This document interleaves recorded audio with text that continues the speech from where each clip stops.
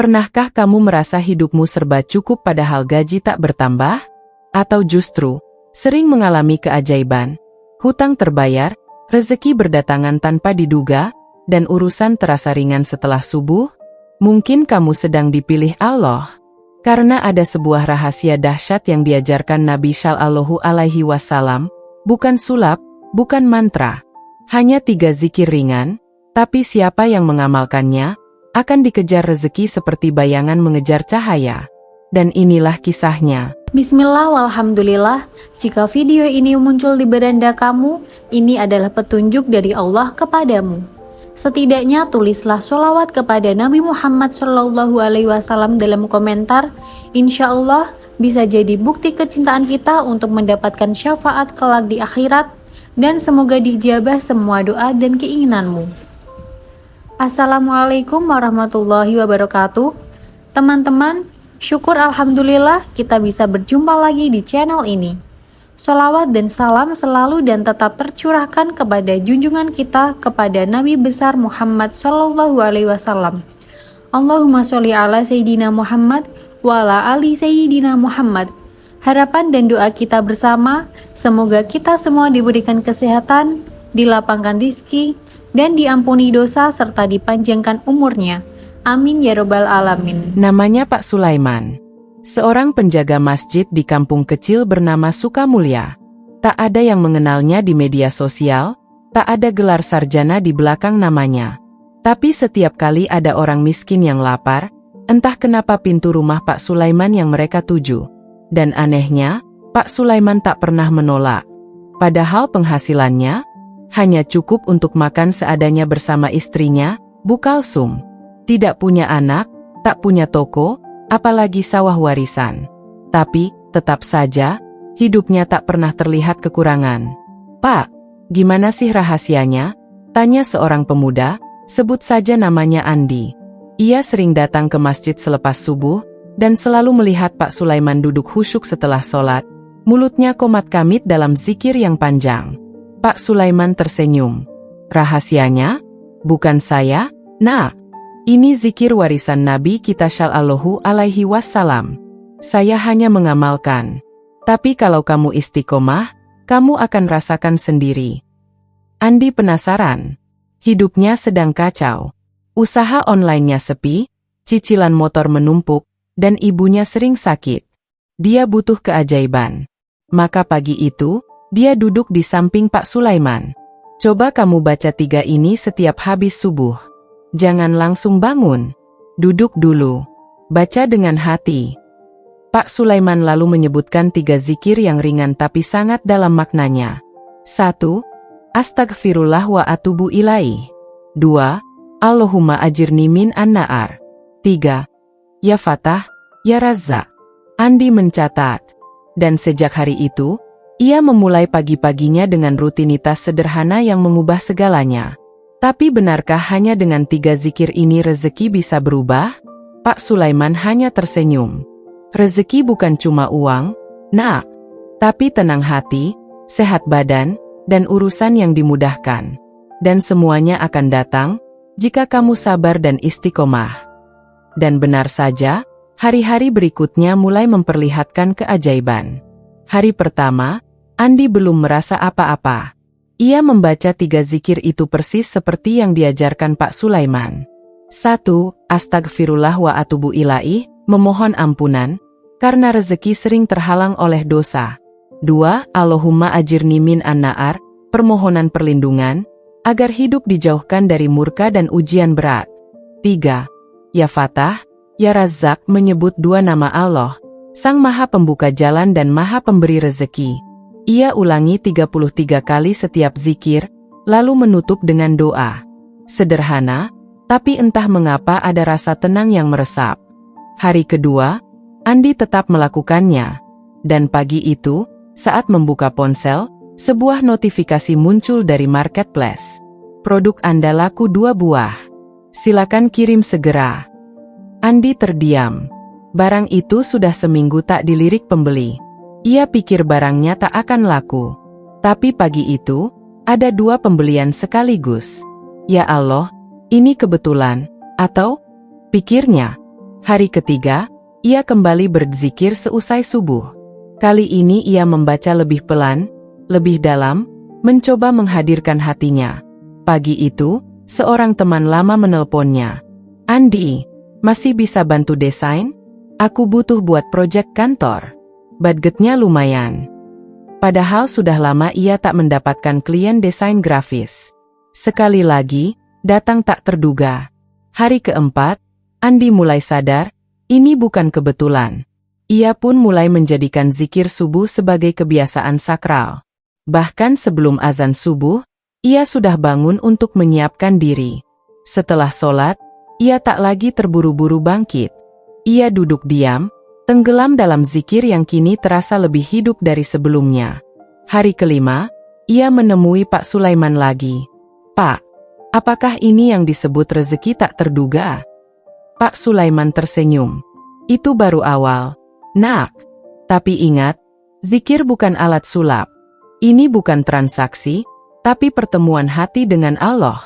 Dan jika Allah sudah ridha, rezeki akan datang dari arah yang bahkan tidak kau sangka." Andi mengangguk pelan. "Berarti saya harus teruskan?" "Teruskan, dan jangan berhenti saat rezeki mulai datang. Justru di sanalah ujian sebenarnya." Hari ke-6 dan ke-7, Andi mulai merasakan lebih dari sekadar materi. Hatinya menjadi lebih lapang. Ia tak lagi panik menunggu order masuk. Ia mulai yakin bahwa rezeki itu seperti air, mengalir tenang kepada orang yang percaya dan berserah. Minggu itu ditutup dengan satu peristiwa yang menguatkan keyakinannya. Seorang tetangga yang baru pindah datang mengetuk pintu rumahnya. "Mas Andi, saya dengar Mas bisa bantu bikin website. Saya mau bikin toko online. Kita bisa kerja sama?" Andi hanya bisa menatap langit. Subhanallah. Hari ke-8, Andi mulai merasa ada sesuatu yang berbeda dalam dirinya. Bukan cuma soal rezeki yang mulai lancar, tapi juga suasana hati yang lebih tenang. Ia bangun dengan ringan, seolah setiap subuh adalah janji baru dari langit. Pagi itu, Pak Sulaiman mengajaknya duduk lebih lama di masjid. "Nak," katanya sambil menatap matahari yang baru menyentuh horizon. "Kamu tahu nggak? Setelah subuh itu ada waktu yang sangat mustajab, tapi banyak orang malah buru-buru pulang, tidur lagi, atau main HP." Andi mengernyit. "Maksud Bapak waktu antara subuh sampai matahari terbit?" "Betul. Itu disebut waktu, Ghodan Mubarak, waktu yang diberkahi. Rasulullah Shallallahu Alaihi Wasallam bahkan pernah berdoa, 'Ya Allah, berkahilah umatku di waktu paginya.' Dan siapa yang duduk berzikir setelah subuh sampai terbit matahari, lalu sholat 2 rakaat, kata Nabi, ia mendapat pahala haji dan umrah yang sempurna." Andi terdiam. Ia merasa malu. Ternyata selama ini ia sering melewatkan waktu emas itu. Pagi itu ia putuskan, tak akan pulang dulu sebelum matahari terbit. Ia duduk, berzikir, membaca Al-Quran perlahan, lalu ketika cahaya mulai terang, ia bangkit untuk sholat 2 rakaat. Dan setelah itu, hatinya seperti disiram embun. Hari itu pun Andi bekerja seperti biasa. Tapi ada hal aneh yang terjadi siangnya. Seorang pelanggan yang sudah lama tak aktif tiba-tiba menghubungi. "Mas Andi, saya butuh stok produk yang dulu pernah saya beli. Bisa kirim 10 paket ya? Langsung aja saya transfer."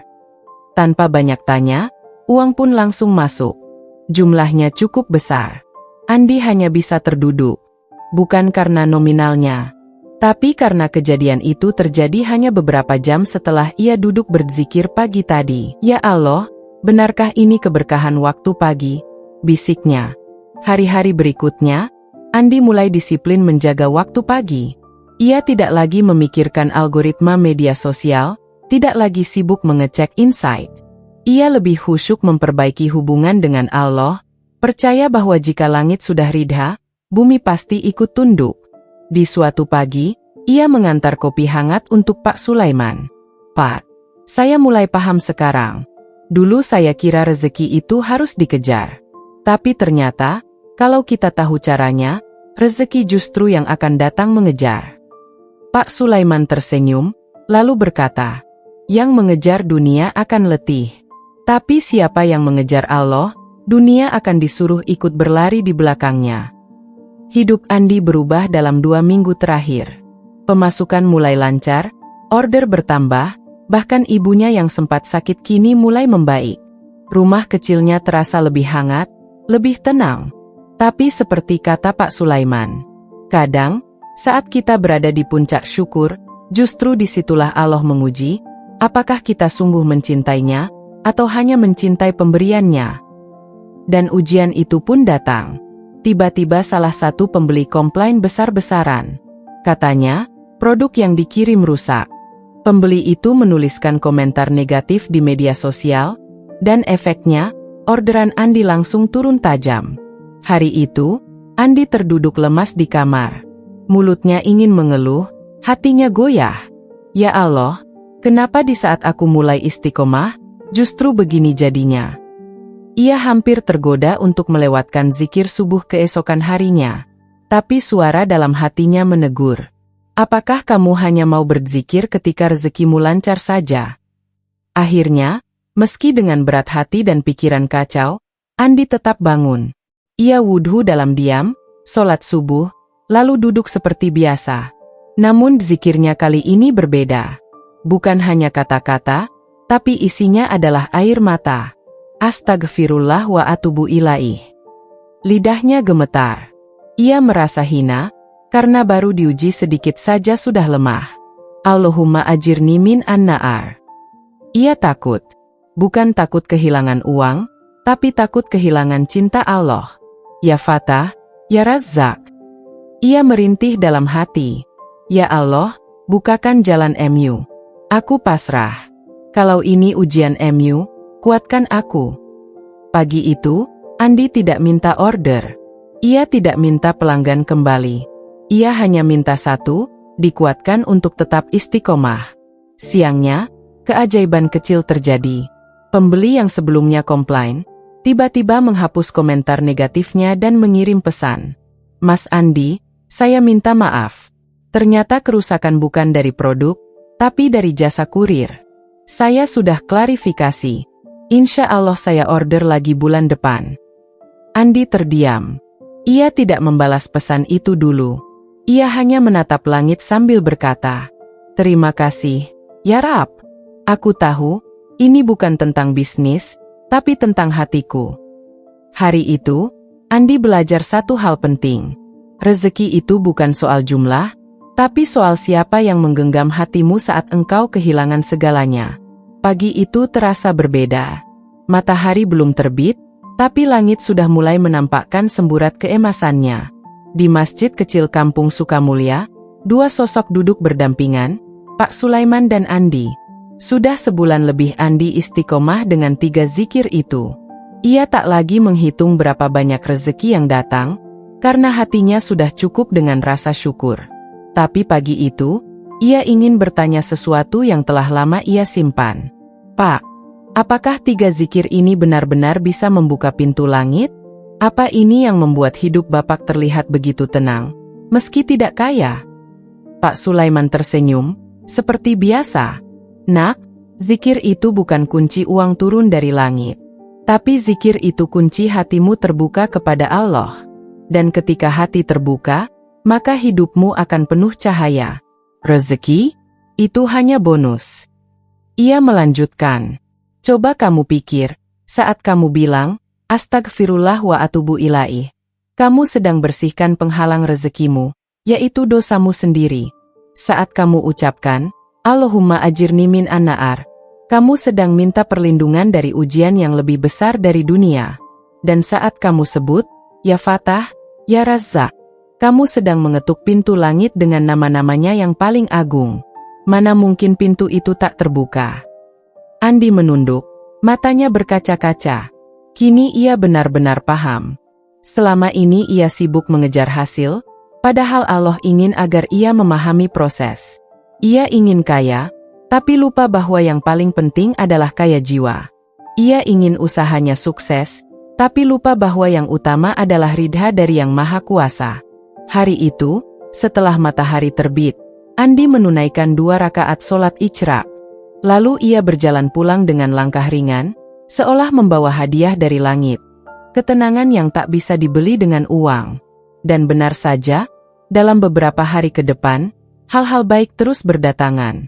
Seorang investor lokal tertarik dengan usahanya. Teman lama ingin kolaborasi. Bahkan ibunya yang dulu sakit, kini sehat dan mulai ikut pengajian rutin.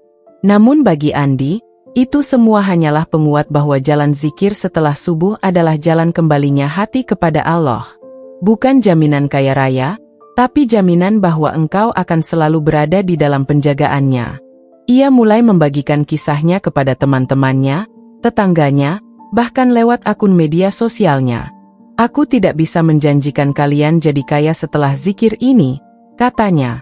Tapi aku yakin, kalau kalian ikhlas dan istiqomah, Allah akan memberi kalian lebih dari sekadar uang. Dia akan beri kalian ketenangan, keberkahan, dan keajaiban. Akhir cerita. 3 zikir ringan. Astagfirullah wa atubu ilaih. Allahumma ajirni min an-nar. Ya Fatah, ya Razzaq. Bila diucapkan dari hati, dan dibarengi dengan keyakinan dan kesabaran, maka rezeki tak terduga akan datang, karena Allah telah berjanji. Barang siapa bertakwa kepadaku, niscaya aku beri jalan keluar dan rezeki dari arah yang tak disangka-sangka. At-Talaq 23. Jika kisah ini menyentuh hatimu, jangan lupa klik like sebagai tanda syukurmu. Share video ini agar lebih banyak orang tahu tentang zikir ini. Subscribe channel Rayyan Entertainment, karena masih banyak kisah inspiratif dan penuh hikmah lainnya yang akan membuka hatimu. Jangan tunggu kaya dulu baru berzikir. Berzikirlah, maka engkau akan merasa paling kaya di dunia.